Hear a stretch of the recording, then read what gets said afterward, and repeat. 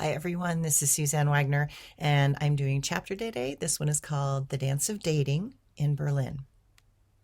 Dating for me in Berlin was pretty much non existent until I met the French Jewish doctor and then finally my boyfriend Peta my last year in Berlin. There are and were a few exceptions to the rule. In the Berlin Ballet, there was one of the very gorgeous Danish gay males in the ballet company who decided to hit on me once when we were on tour with the Berlin Ballet. His partner was a beautiful dark-haired Latin man that worked in one of the transvestite clubs in Berlin called Romy Haag. Romy was a famous transgender woman who was a lover and muse to David Bowie. They say Romy was one of the reasons David Bowie moved to Berlin in 1976. In my very naive younger days in Berlin, I was honored to meet Romy at her club, and she took a shining to me that, in my innocence, I did not fully recognize as a very soft sexual overture when I was at the club in 1980.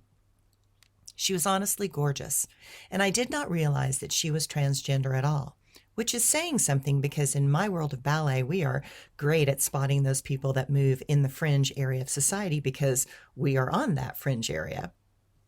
Romy was beautiful, dressed elegantly at the club, and dripped in femininity that was not overstated as in some from that time.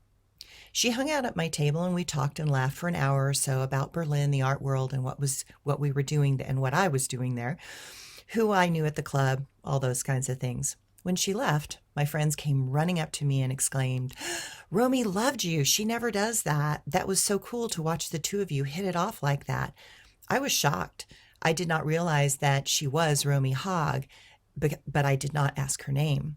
I liked her instantly, and she was very kind, approachable, and real. But this lovely Danish god of a dancer in Berlin hit on me when we were on tour, and let's just say he was direct in his desires and communicated that clearly to me. Shocked, I said to him, "What would your boyfriend think of you hitting on me?"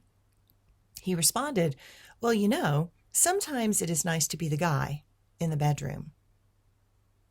That pretty much said all I needed to know, and I was at least smart enough to know that I did not need the chaos that sexual passions generate at that time in my life.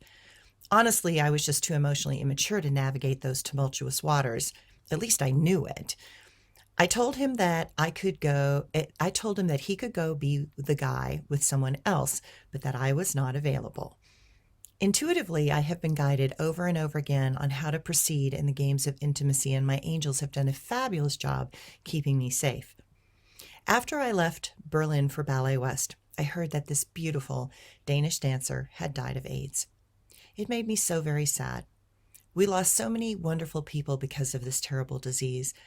I will always remember his amazing smile that burst from his face and his incredible ability to navigate multiple languages and speak not just with knowledge, but with a great sense of humor as well in all of them. I will remember him sunbathing in Israel when we were on tour there and getting so sunburned that his shoulders were so bad that he could not put his dance partner on his shoulder because of the pain, and he held her above his shoulder till the curtain closed. He was very strong. In this moment, I want to pay tribute to the many people who have left this world because of HIV and to remember them fondly for the great artistry that they offered the world in their all too brief moment in the limelight. Again, my one true lover at that time, ballet, saved me from the dangerously chaotic sexual waters that were running wild in Europe at that time. I was learning how much fear I held inside. I was learning how strong I was to walk my own path and not be pushed into a path that I was unprepared for and not mature enough to navigate. The process of dance was a powerful world of passion for me, and it was more than enough for me to handle in that moment. I appreciate the protection that ballet offered me as it separated me from the pulls of the real world. It demanded so much of me that I knew that I had nothing left to give at the end of each and every day. The demands of constant performing and the level of excellence required by ballet is not something that most can completely understand. And ballet is always touching everybody, and you're sliding your hands and bodies over each other, and it satisfied an incredible sensual part of myself that I definitely needed to experience. Was ballet worth it? Yes, completely. I believe that humanity can move sexual energy and life force energy in many ways. It does not just need to be expressed sexually.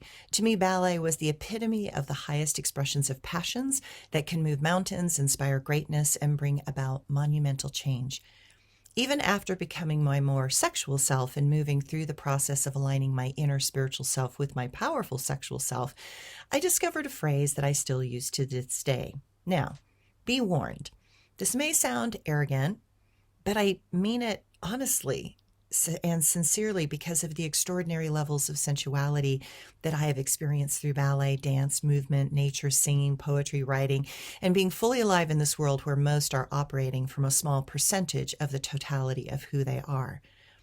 My phrase goes something like this: if you cannot make love to me better than I can dance, then what good are you to me? If you are not skilled at knowing how to feel into my heart, why would I open it to you? If you do not have the skill and finesse as a lover to open me to worlds of feeling, passion, music, expression, and wonder that I have not yet experienced, then I would rather dance for you and show you what is possible and what you have not yet discovered. Thanks, everyone.